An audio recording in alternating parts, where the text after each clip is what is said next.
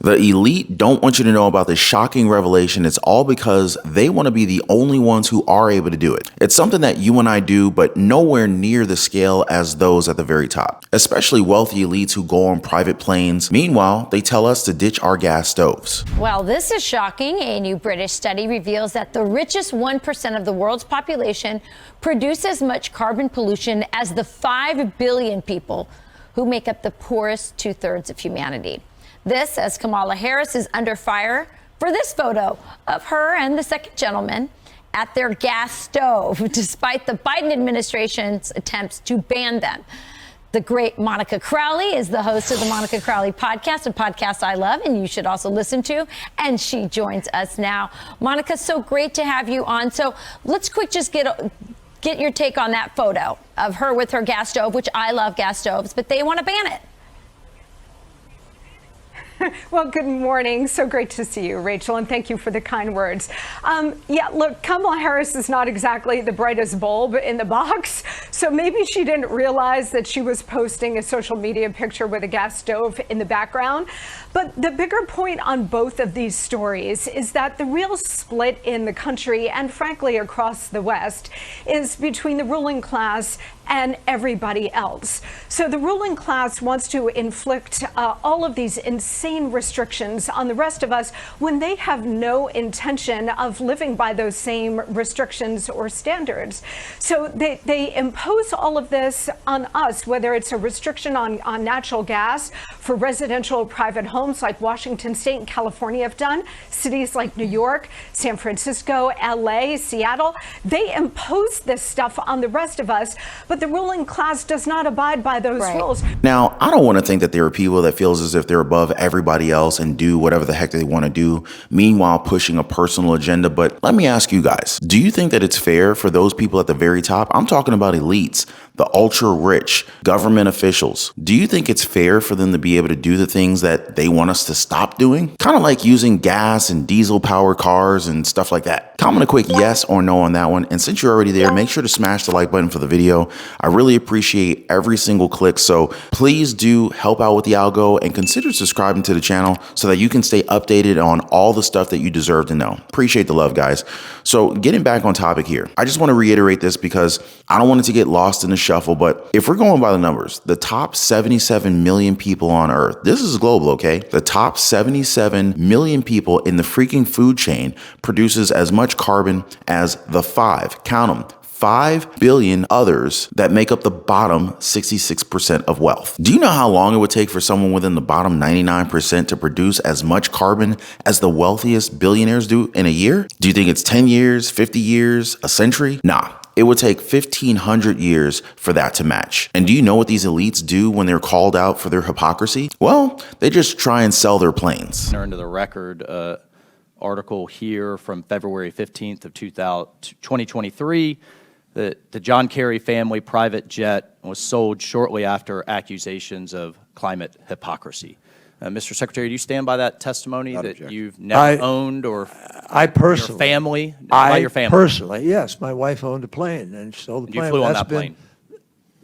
Not in a number of years, but I have flown on it, sure. And this article is not then inaccurate, that your family owned a plane, you flew on a plane.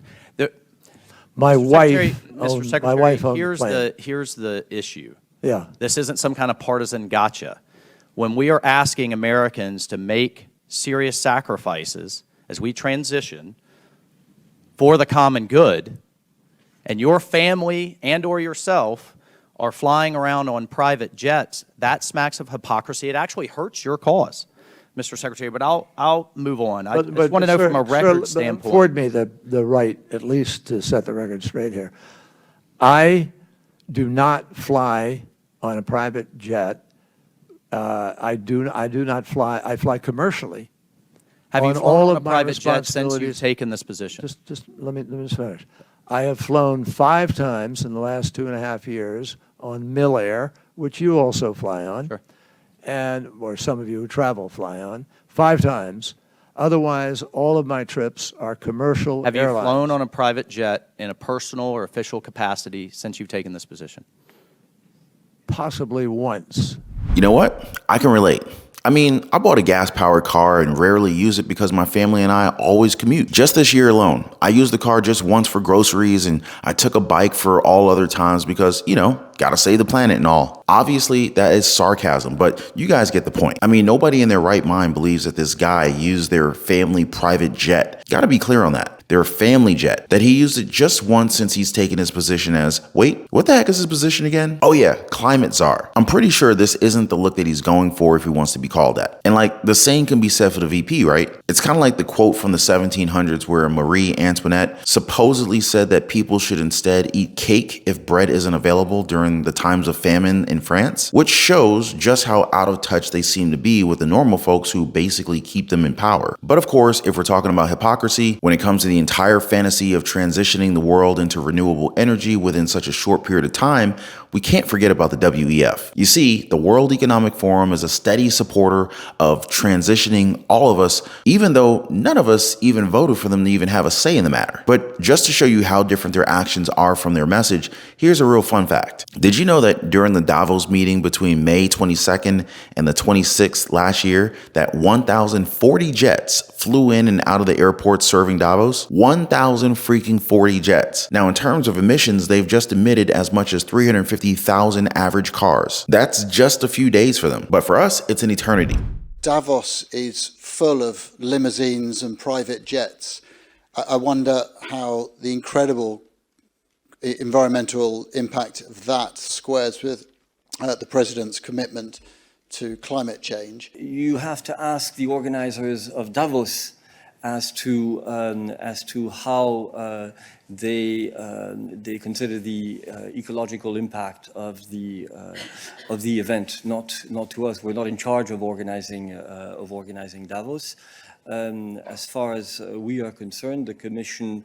The President has made very clear that she aims to present plans by the end of this year as to how to make the Commission carbon neutral by 2030. So we are acting on our own climate gas emissions and on our environmental impact. There has been action in the Commission for a long time on this.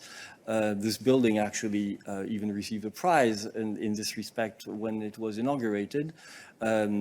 But we are not responsible for what happens in Davos. So I guess the Biden administration's plan to deliver a net zero economy by 2050 is on the rails as we're seeing canceled offshore wind projects, slow demand for EVs, and just the distaste from many Americans who don't see this plan working, given that it feels like we aren't included in the conversations when they planned all of this stuff from the get-go. And again, even his own VP is still using a gas stove, so good luck getting any more Americans on board. But what about you guys? What do you make of all this? People, don't hesitate to comment down below in the comment section down below as I ask that we all respect each other's opinions on the matter. But before I go, I want to thank you guys so much for your time. Keep safe, and I'll see you guys on the next video.